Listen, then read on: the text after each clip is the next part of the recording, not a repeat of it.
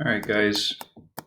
This one here I'm shooting in my basement, so it's not going to be maybe as high a quality as some of my other ones. Let me just first get us back to the beginning. So this block's lesson is on population size and limiting factors. Population size just means the number of a species living in an area, and limiting factors meaning what sorts of things put a limit on how many of them can exist and live in an area. So, for population size, there are four population determinants that affect population size directly. That means there's four things that affect the population size. That is natality, mortality, immigration, and emigration. Natality is just the biological, the ecologist's way of saying birth rate. So, how many of that type of species was born in a given year, let's say. Mortality is the death rate, how many of them died in that year. Immigration means how many of them came into that area that year. And emigration means how many of them have left the area. And we can calculate the population growth with this simple formula. The two factors that add to the population are birth rate and immigration. Again, birth rates, how many of them are born. Immigration, or how many of them just move there. Minus the death rate plus the emigration. Death rate, of course, is how many of them died. And then emigration means how many of them left or moved away. So that's the formula. You should pause this video. Actually, you should have paused it on the last slide to copy that down into your notes. And you should pause it here again to write that formula down. On your next assessment, there will definitely be a question on population growth rate. So here's an example. Hopefully you're all caught up. It says a pigeon population has 646 birds. And within the last year, 109 new eggs hatched. That means this is your birth rate. 77 birds died. That's your death rate. 13 new birds came into the area. That's your immigration. And 3 birds left the population to seek mates in other areas. So that is your emigration. So you just need to put that into the formula. Again, this is an example you should copy into your notes. And we're trying to figure out what the population growth rate was at the start of the following year. So the population growth, just short form PG, is births plus immigration minus deaths plus emigration. So the births, I don't have this memorized. I'm going to have to go back. Births and immigration first. 109 birds hatched and 13 new birds came into the area. So that's your births and immigration, 109 and 13.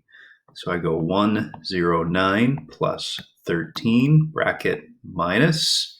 Then I got to look for the deaths and the emigration.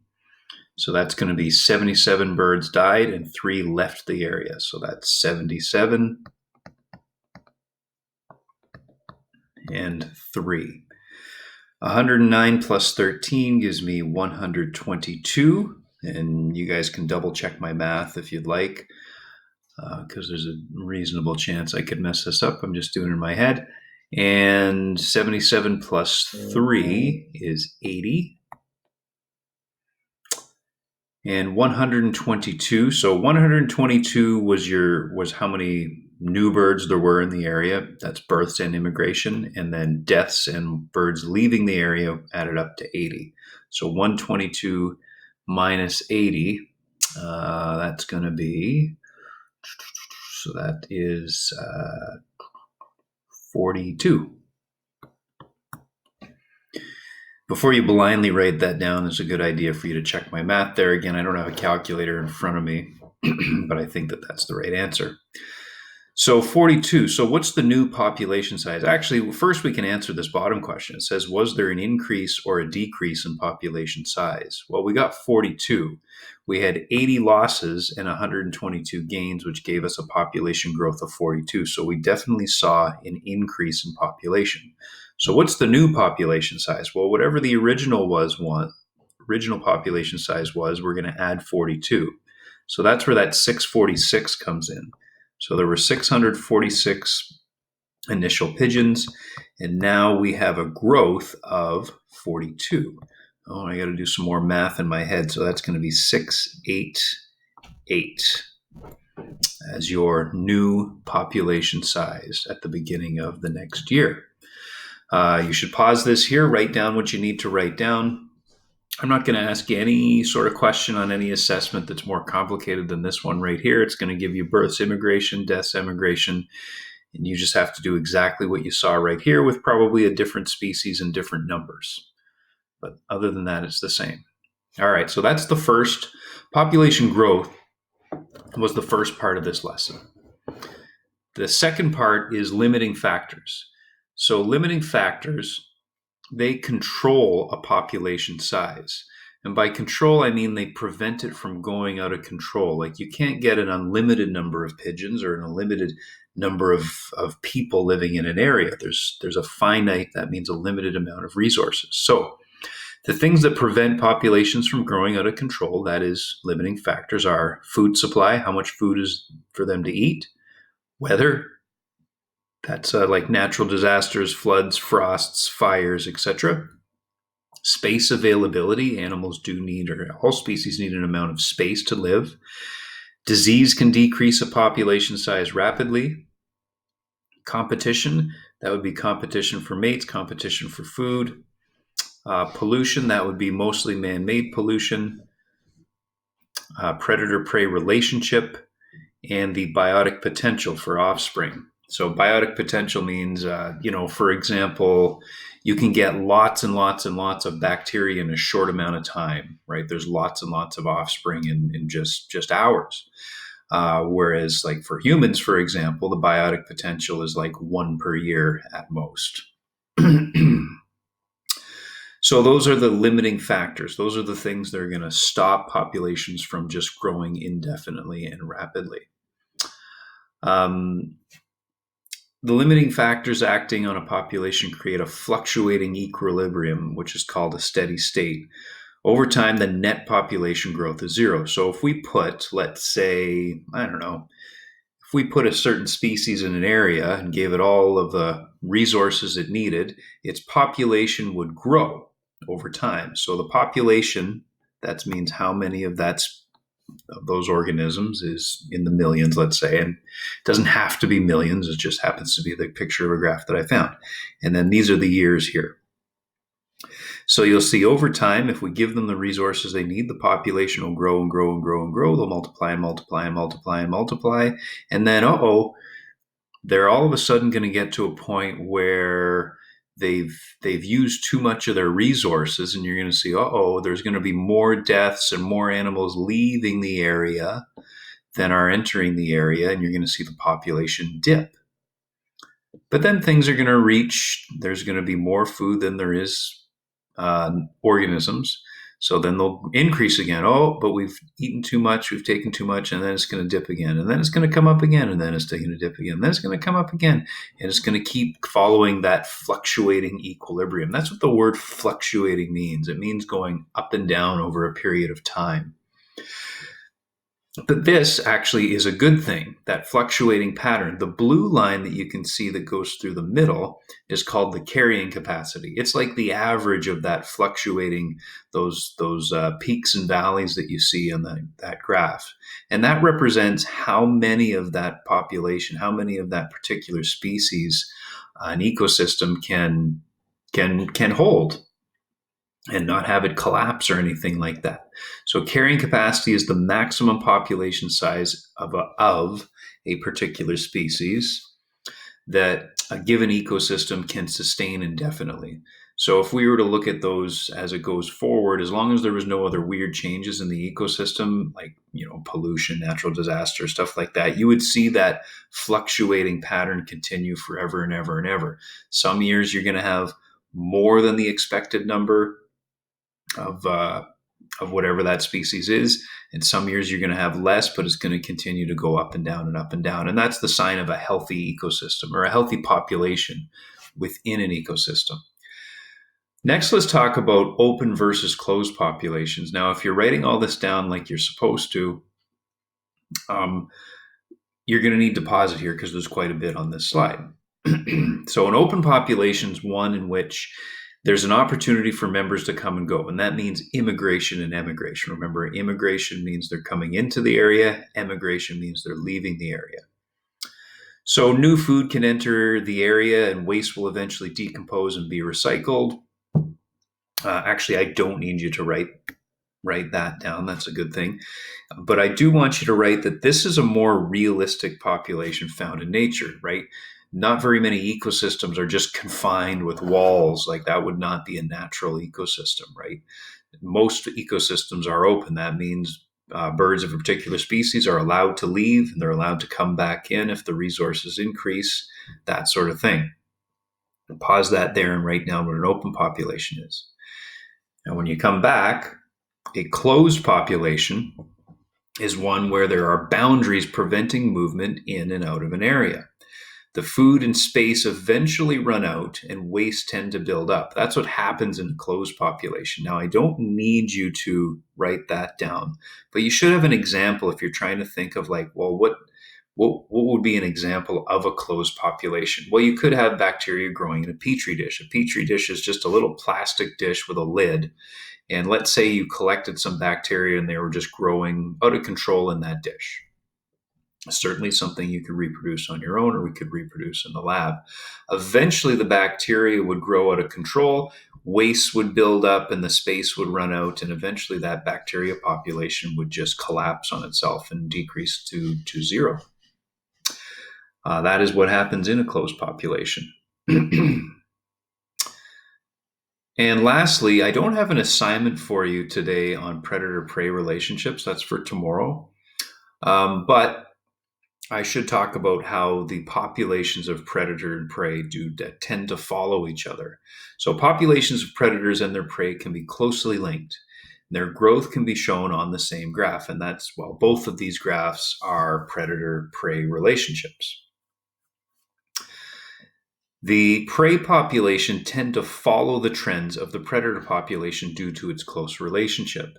So let me just kind of, well, I can't zoom into this, I suppose, but maybe you guys can. Oh, I can zoom into it. That's good. All right, let's get right in close to that.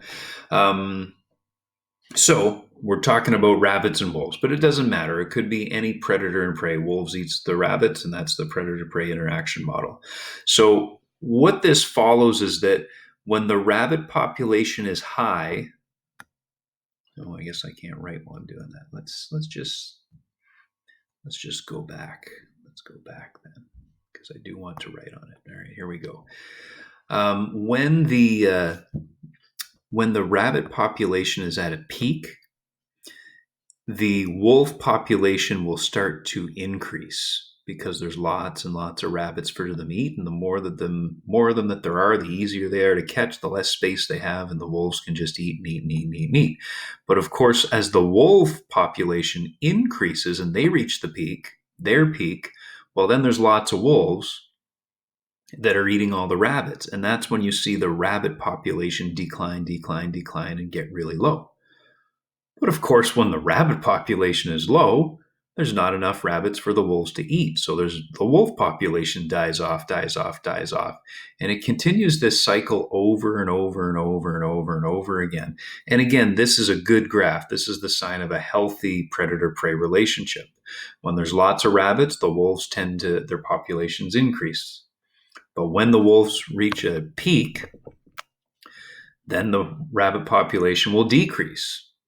When the rabbit population decreases, the wolf population has to decrease. Do you see how they follow each other over and over and over again? Now, this second graph is the same sort of thing, except it's based on actual data, real data. And there's not just those specific things that factor into this. Oh, I want to go back and look at that. I was able to zoom in before, but I guess maybe I can't now. That's no big deal. But if you can see that that's based on actual data, and it follows the same sort of pattern, except other things can affect the population, such as weather, disease, etc. And that accounts for some of the high points and low points you see in the hare and lynx populations. But they do follow that pattern where one's up and the other one goes down, and then the other one goes down and the other. the other one goes up and the other one goes up, and so on and so forth. Um, so that is a quick lesson on populations. All right, so we covered population growth, how to calculate population growth, what sorts of things limit the number of limit the sizes of populations within an ecosystem, and then also looked at what predator and prey relationships are and how that affects the populations. So jump on with me if you in Google Meet, or email me if you have any questions about that. You should go back if you haven't already and have that all into your notes. I'm also going to go and look with you at your assignments here in this. So let's go to our classwork. And I want to go to, I think we're in block 2, but I'm doing this at night and I can't remember exactly where this is. Yeah, it's right here. Perfect. So note on population size and limiting factors, done. Worksheet on factors limiting size, just a quick thing on factors limiting size. And that is this PDF right here. You can just answer the questions on paper and you can send me a copy of it. Just a picture will be just fine with me. Let me just open that up again. It does say use page 40 to 49, so I have a lot of those pages here. I did not go all the way up to 49 because I found all the answers that I needed just up to page 45, so that's all that I've posted there for you to use. After that, there's a worksheet on graphing populations. And this is just like yesterday with the photosynthesis and cellular respiration. This one's going to this one here is going to require some more thinking. I guess that's what I wanted to say. It will help you to have a look at page 42 and 43, which I have posted. And that'll help you describe the population growth that you see in each of these graphs. This one's meant to be more challenging, so don't get frustrated if you get stuck on any of it. If you jump back on Google Meet, I can answer any questions you have. If you ask me via email and just tell me which graph you're looking at and which part of it, A, B, or C, and I'll help you out with that. So that is your assignments for this block. Pages are there. The note is done. We have a larger graphing assignment that follows this, and that's going to be in the next block. And I guess I'll worry about that in the next block. So you guys are good to go on this. If you're still on Google Meet for some reason, you can get off and work on that. And then when you're finished that, have a good lunch. All right, let's sign off. Good luck, guys.